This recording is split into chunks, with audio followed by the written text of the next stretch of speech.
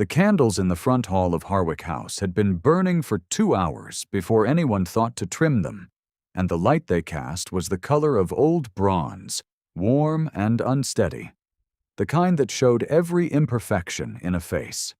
There were 14 people in that hall, 14 pairs of eyes. Nell Cray counted them the way she had learned to count everything in a room where she did not belong, quietly, from the periphery, without appearing to look.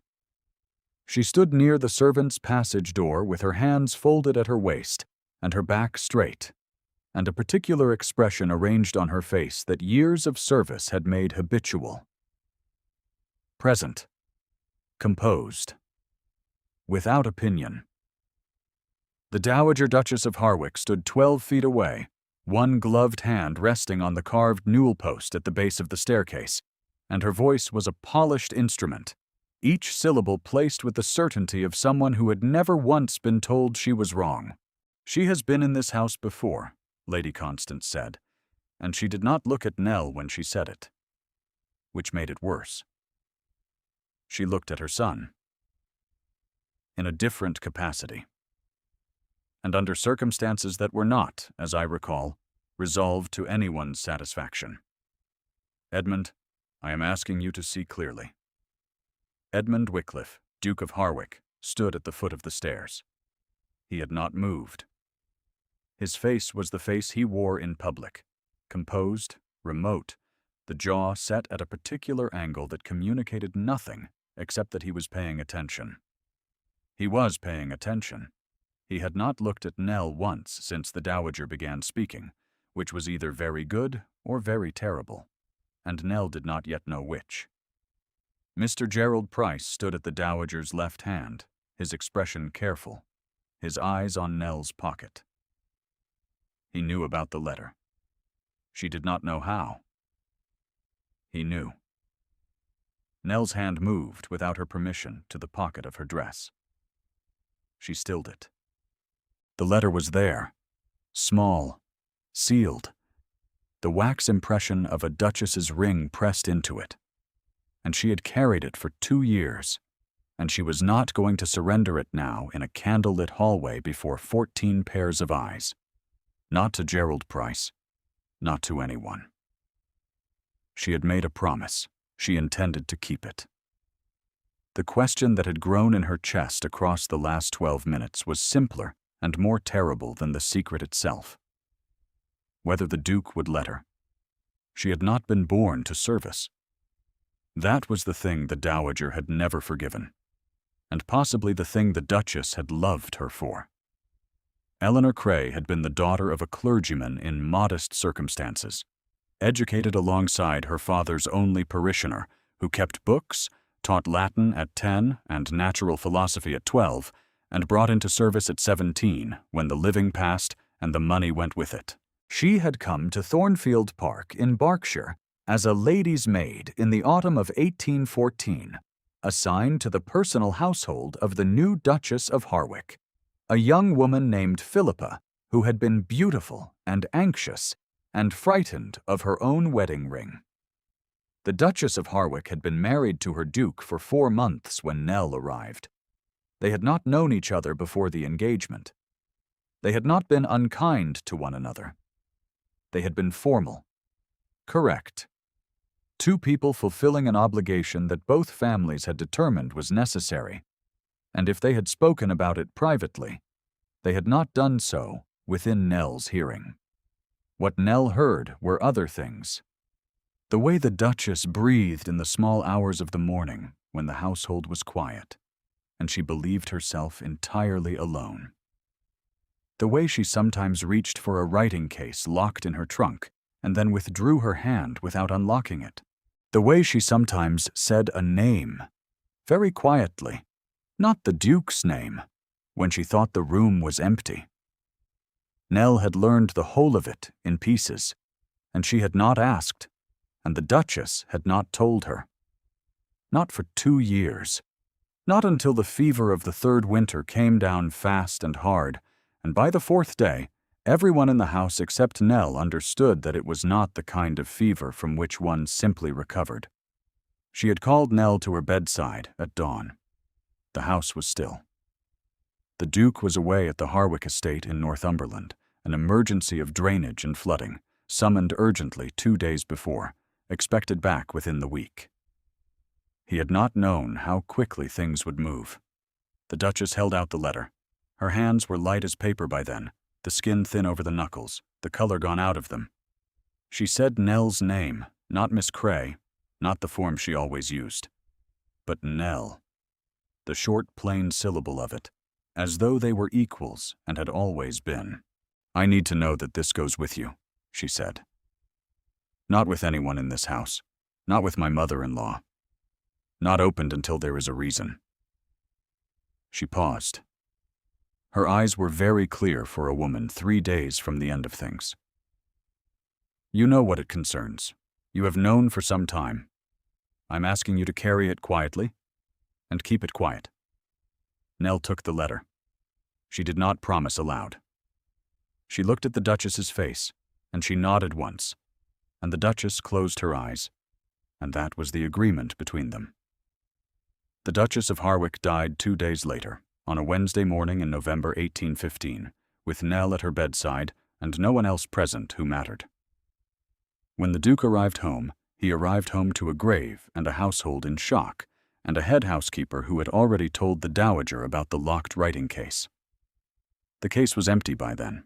Nell had removed the contents the morning of the Duchess's death, 3 letters written in a hand she had never seen, and she had burned all 3 of them as she had been silently instructed, keeping only the one she had been explicitly given.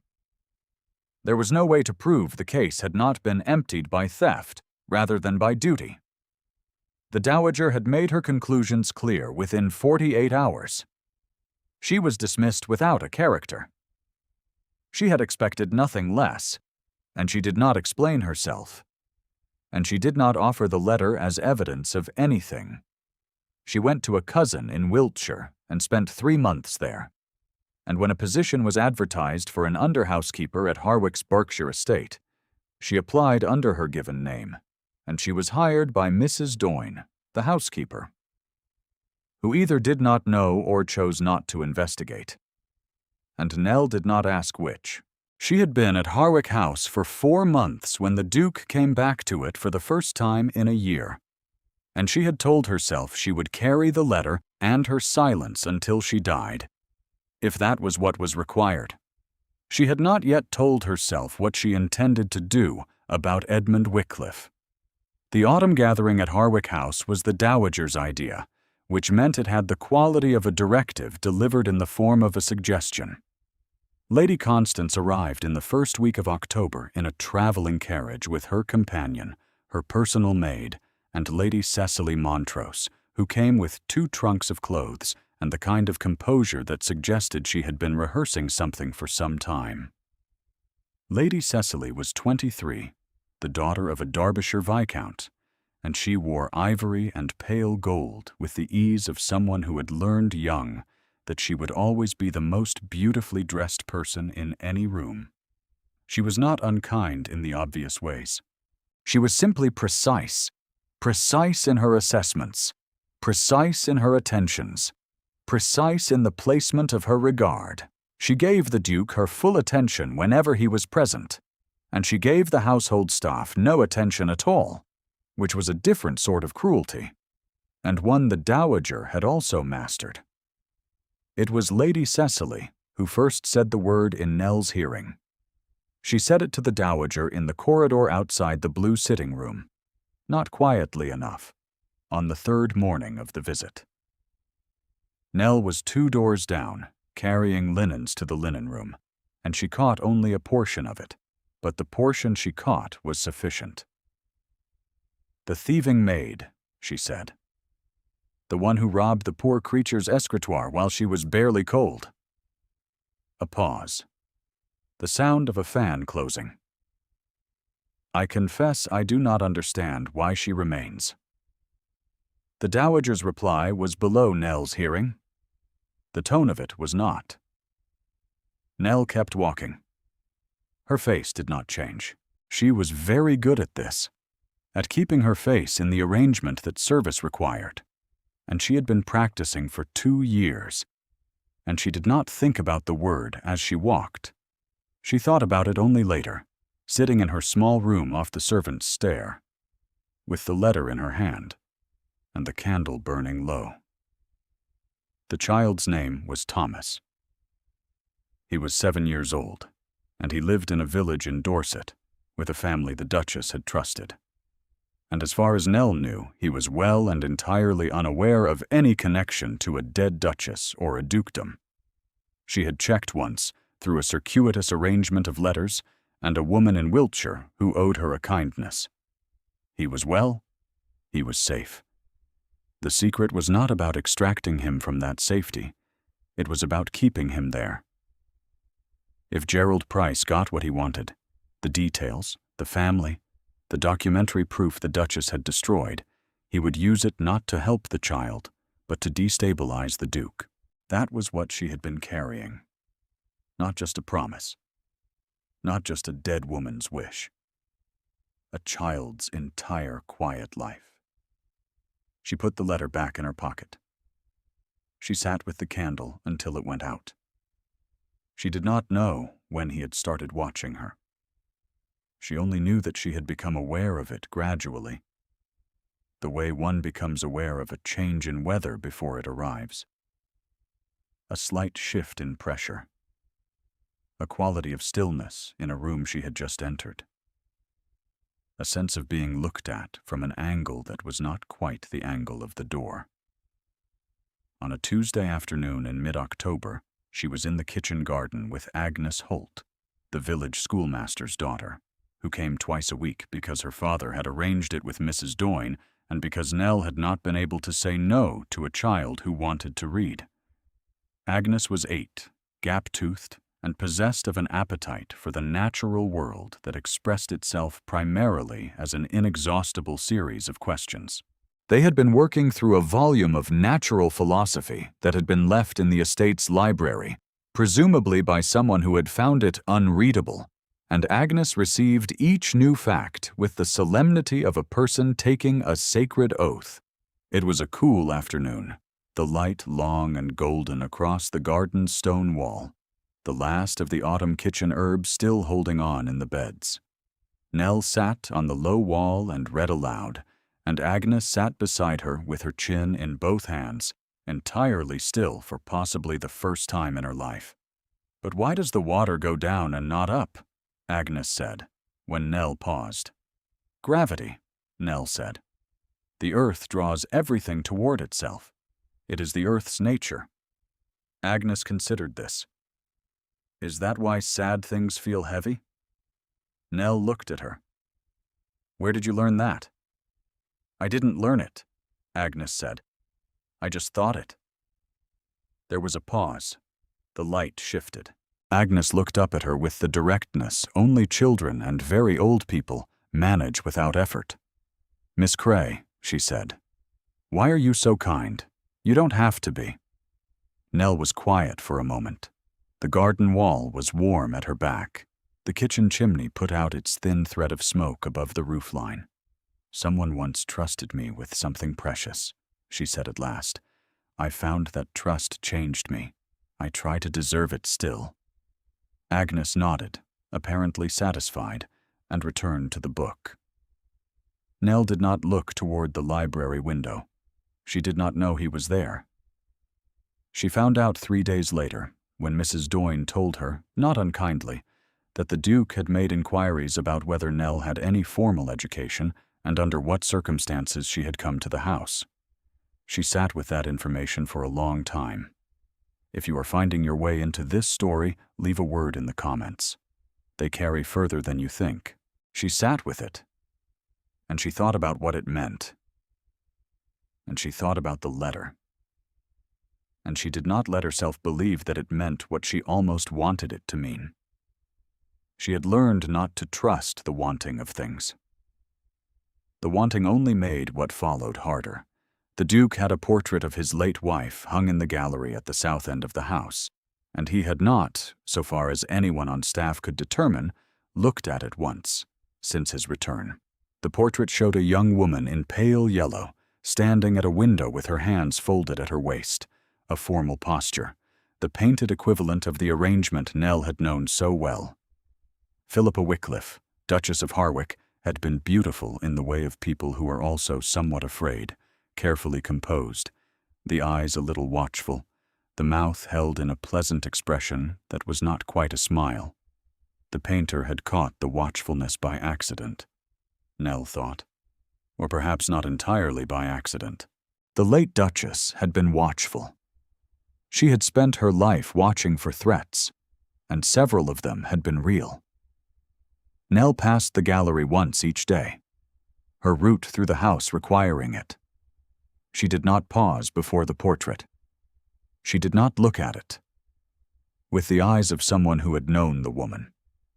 She looked at it as a servant looks at a piece of furniture, noting its presence, noting its condition, passing on. She was not at all surprised, on a Thursday evening when the household had retired and she was still extinguishing the gallery candles, to find the Duke standing at the end of the room. He had not heard her come in. He stood with his hands clasped at his back, his head tilted slightly to one side, and he looked at his wife's portrait with an expression that was nothing like grief and nothing like indifference, and was, in fact, something far more complicated, something that had the shape of a question. She withdrew a step without sound, meaning to leave him to it. His voice came before she could. "Miss Cray." He did not turn. "You may finish." She moved down the room, trimming and extinguishing, and he stayed where he was. The room grew darker as she worked. By the time she reached the last pair of candles, they were standing 6 feet apart in near darkness, only the single remaining taper in her hand giving off any light. "You were with her," he said. At the end. "Yes, Your Grace." A silence. She waited. Was she? He stopped. The line of his jaw was visible against the dark, the muscle there tight. "I should not ask it of you." "You may ask whatever you wish, Your Grace." He turned then. She had not seen him at this proximity and candlelight before.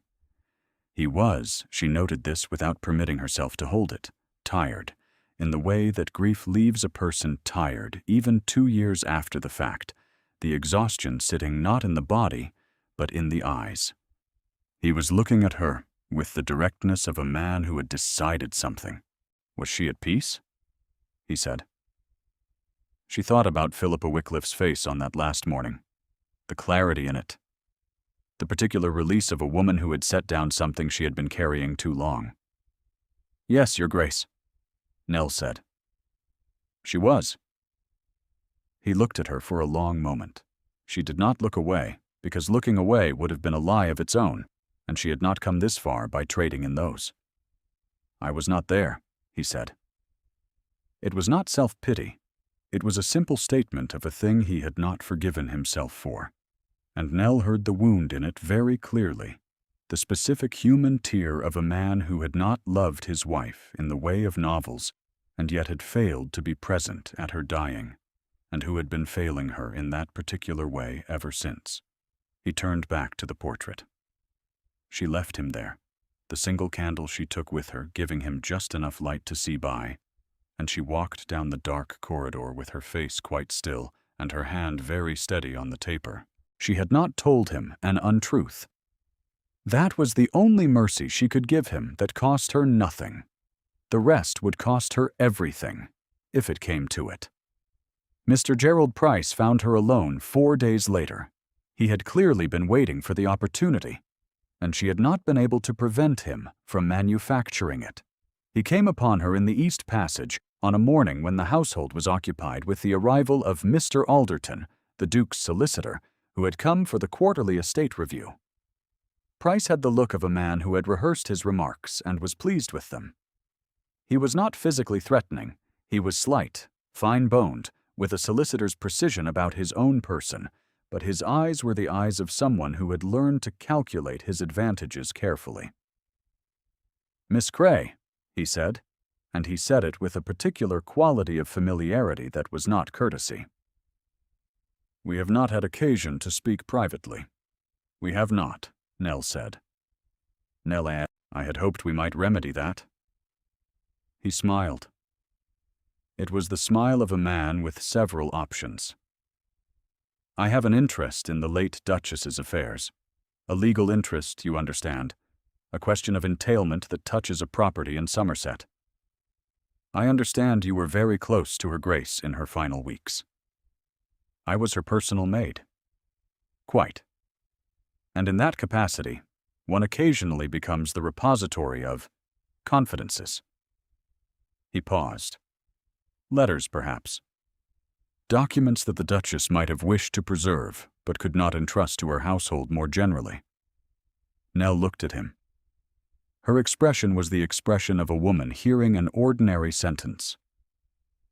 I kept Her Grace's household in good order, she said. I have nothing further to offer on the subject. The smile changed. It did not disappear, but it sharpened. Miss Cray, I am trying to be kind. The alternative, a formal inquiry, an examination of the circumstances of your dismissal, a review of what you may or may not have removed from the late Duchess's private effects, is considerably less pleasant.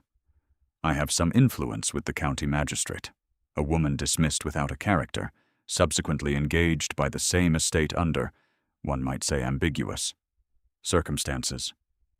There are questions that could be asked. She looked at him for a long count of 3. Ask them, then, she said. She walked past him. He did not stop her. She heard him shift behind her, a small sound of frustration and recalculation, but he said nothing further, and she did not look back. And she walked all the way to the linen room and closed the door and pressed her back against it, and breathed very slowly for several minutes, until her hands stopped trembling. That evening, at the dinner table, the Dowager addressed her son in the hearing of 8 guests, and Lady Cecily, who sat at the Duke's right hand, and the remark was inserted between a comment on the pheasant and a question about the weather in a way that suggested it had been calculated to appear spontaneous.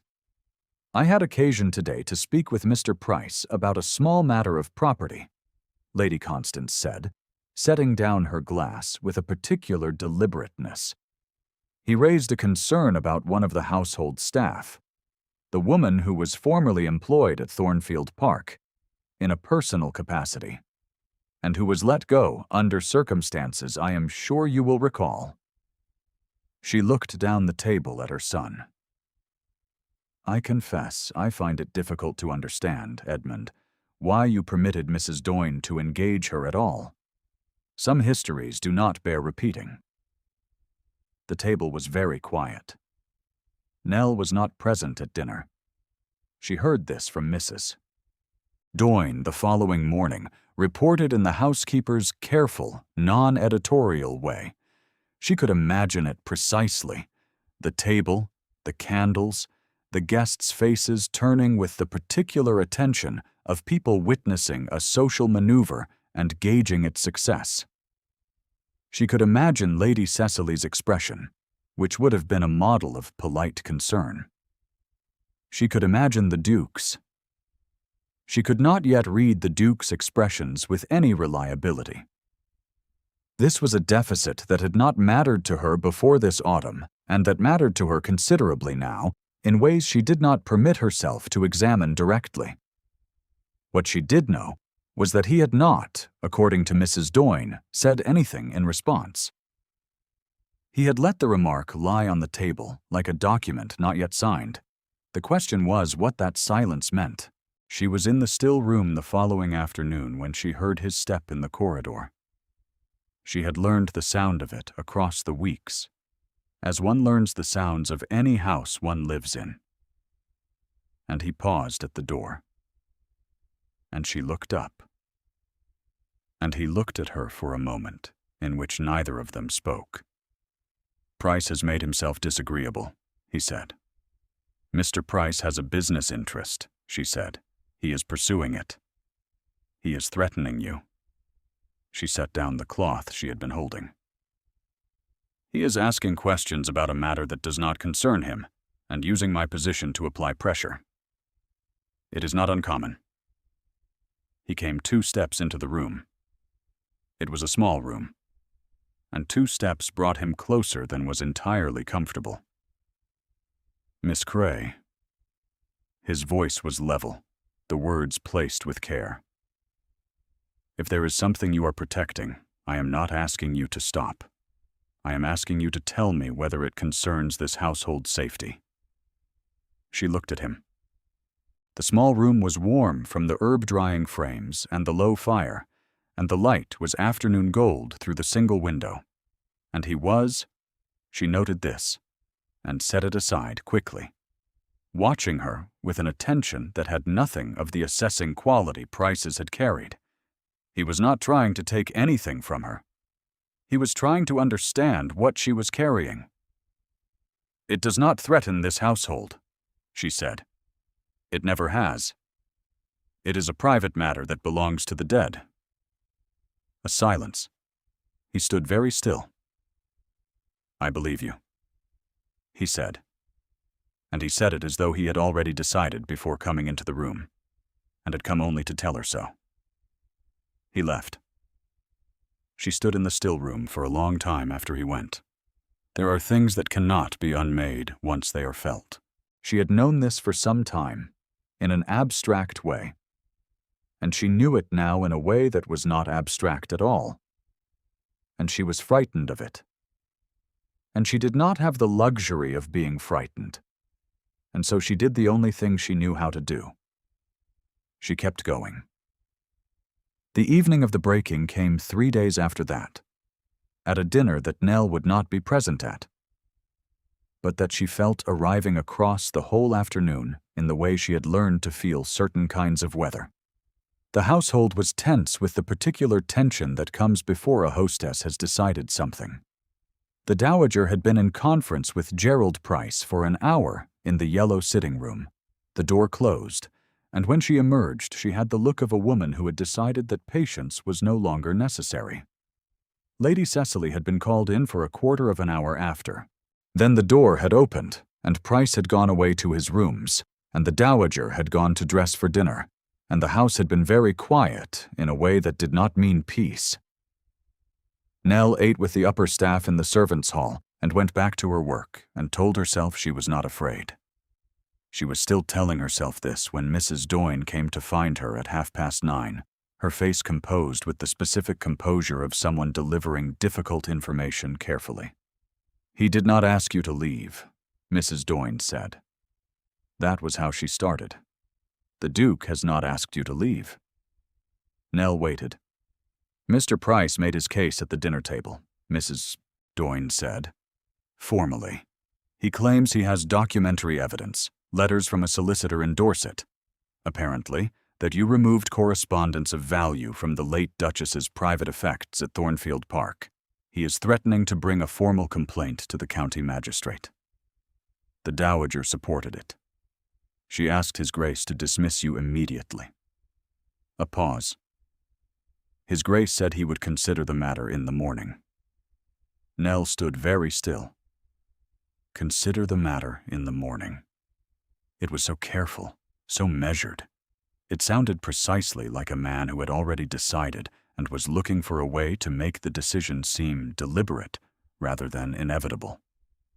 She had known this was possible. She had known from the moment she had applied to Harwick House that this was possible. She had come anyway, because the estate was where the Duchess's remaining private papers were held, and because Thomas in Dorset was 7 years old, and because if Price was looking, it was better for someone who knew the whole of it to be near. She had done what she came to do. She had kept the secret. She had told no one, including the Duke, including Mrs. Doyne, the full shape of it. She would not tell it now to save herself. She thanked Mrs. Doyne, who pressed her hand once, briefly, and said nothing else. And Nell put on her cloak and went out through the servants' passage into the night. The air was cold, the late October cold that carries the first warning of winter in it, and the grounds were dark except for the windows of the house throwing their warm oblongs across the gravel. She walked away from them. She walked toward the kitchen garden wall, because she had sat on that wall in golden afternoon light and read to a child about gravity. And it seemed to her the right place to sit with the worst things. She had carried the letter for 2 years. She could carry it further. She could leave this house, find another position, keep her silence until whatever Price was after dissolved or redirected itself. Thomas was safe. The Duchess's child was safe. That was what had mattered. She sat on the cold stone and took out the letter and held it in the dark. She heard the door behind her. His step on the gravel. She did not turn. "Miss Cray." She did not answer immediately. The night was very quiet. "Your Grace." He came to stand beside her.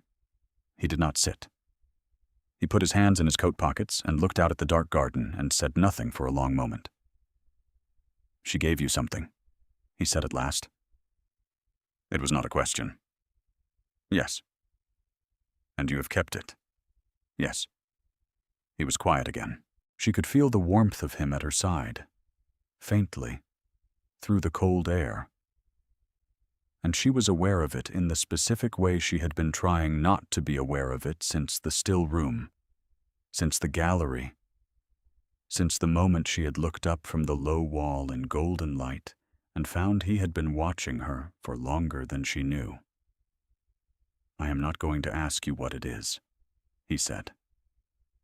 She turned her head and looked at him. He was looking at her directly. In the dark, with only the distant house windows for light, she could see the line of his jaw and the set of his mouth, and she could see she had not been able to see clearly before in the candlelit rooms, in the formal spaces of a house full of watchful people, that the expression on his face was not coldness. It had never been coldness. It was the face of a man who had made himself stop feeling and had found, somewhere in the previous weeks, that the stopping was no longer holding. "I am going to tell you," he said, "what I know." He looked back at the dark garden. "I know that my wife trusted you above everyone in her household," he said. "I know that when she died, you were with her, and that you were dismissed without any formal charge, because my mother's suspicion was sufficient, and there was no one to argue otherwise. I know that you came back to this estate, and you have kept whatever she gave you, and you have not used it, not for your own advantage, not once." His hands were still in his pockets. His voice was entirely level. "I have known that since the week you arrived, because Mrs. Doyne told me, and I chose to let you stay. And I am not going to undo that now, because Price has manufactured a legal threat he cannot actually sustain, and my mother wants the question closed." She said nothing. There was nothing to say. "What I should have said at the dinner table," he said, and she heard the slight tightening in his voice, the only indication of feeling. "I will say in the morning, in front of whoever requires to hear it." He paused. "I have not always said the necessary thing when it was needed. I am told this is a persistent failing." Nell looked at his profile in the dark. She thought about the gallery and the question he had asked her, and the careful, deliberate way he had said, "I believe you," in the small, still room, as though believing people was a thing he had been reminded to practice. She was at peace. She said, "I want you to know that I meant it." She was. She had set things down. He turned then, and he looked at her, and something in the careful architecture of his face changed, not collapsed, not dramatically, but shifted. The way a wall shifts when a single stone is moved, and the mortar gives slightly, just slightly, at the joint. He looked at her with the exhausted clarity of a man for whom the actual truth had just arrived after a long time of not quite having it. "Nell," he said. She heard her name in his voice for the first time. The short, plain syllable of it, the same way the Duchess had said it, as though they were equals, and had always been. "Yes," she said. Just the one word. He offered his hand. She looked at it for a moment, the bare hand, the direct offer, in the cold, dark garden, which was not proper, and was not conventional, and was, she thought, entirely like him. She took it. In the morning, they came back inside together as the household was beginning to stir, and the front hall filled while the carriages were being prepared for Price's departure, because the Duke had sent word at first light that the quarterly review was concluded and Mr. Price's presence was no longer required. The Dowager was present in the hall. Lady Cecily was present, dressed for departure, her 2 trunks waiting at the door. Mr. Alderton, the solicitor, had been asked to remain. He stood near the fireplace with his papers and his careful expression. The Dowager had not yet spoken. She had assessed the scene with the skill of a woman who had been reading rooms for 50 years, and she had clearly read something in it that she was not yet willing to name. Price spoke first. He had the querulous righteousness of a man who had expected to leave in triumph and had found the ground shifted. "My Lord Duke, I must insist that the matter of the missing correspondence be formally addressed before I depart." "It has been addressed," the Duke said. His voice carried without effort in the front hall, measured, clean. "Miss Cray was engaged by this household in full knowledge of her history. The question of what she may or may not have preserved from the late Duchess's personal effects is not yours to pursue, Price. The late Duchess's private affairs belong to her widower, not to a distant cousin with a property question." Price opened his mouth. "She kept her word to the dead," the Duke said. "I will keep mine." The hall was entirely still. 14 candles, the same number Nell had counted the night before, burned in the sconces along the wall. Alderton's pen made a small sound as he set it down on his papers. The Dowager had not moved from the newel post, but her hand on it had stilled. Price left within the hour, and he did not speak to Nell again, and she did not watch him go. It was Lady Cecily who managed herself best. She said good morning to Nell in the corridor before her carriage was called, briefly, in a tone that was neither warm nor unkind, and there was in it a kind of recognition, woman to woman, the acknowledgment of something observed and correctly assessed, before she turned away and did not look back. The Dowager was last. She stood in the emptied hall after the carriages had gone, and she looked at her son, and then, for a long moment, at Nell. She was a woman whose script had worked everywhere, except here.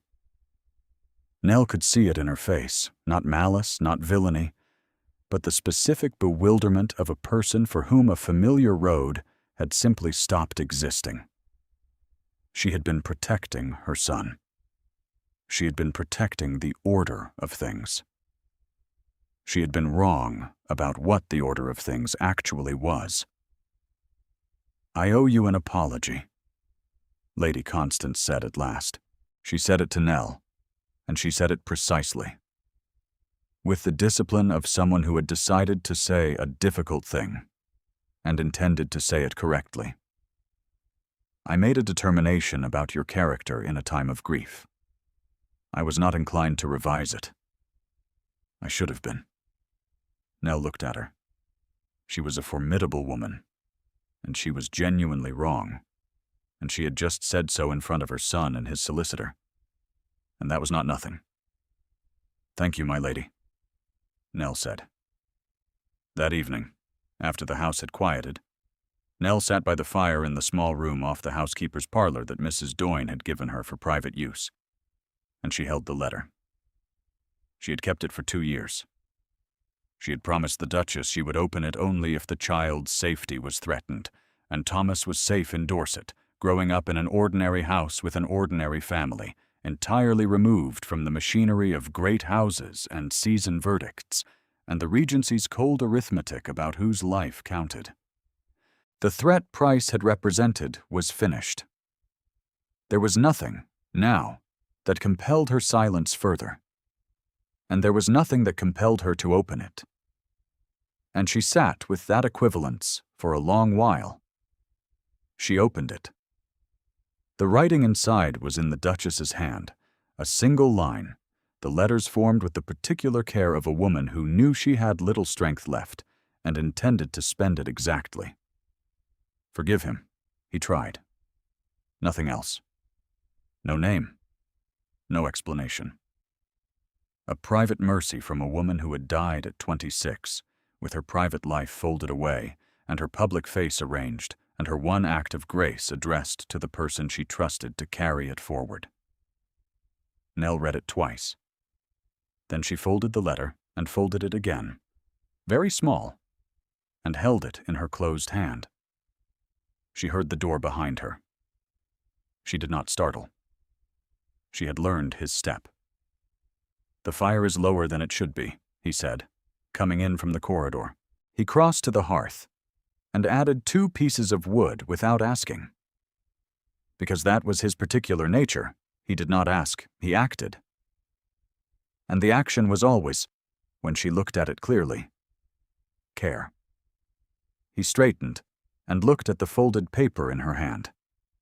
"It is done," she said. "I have read it.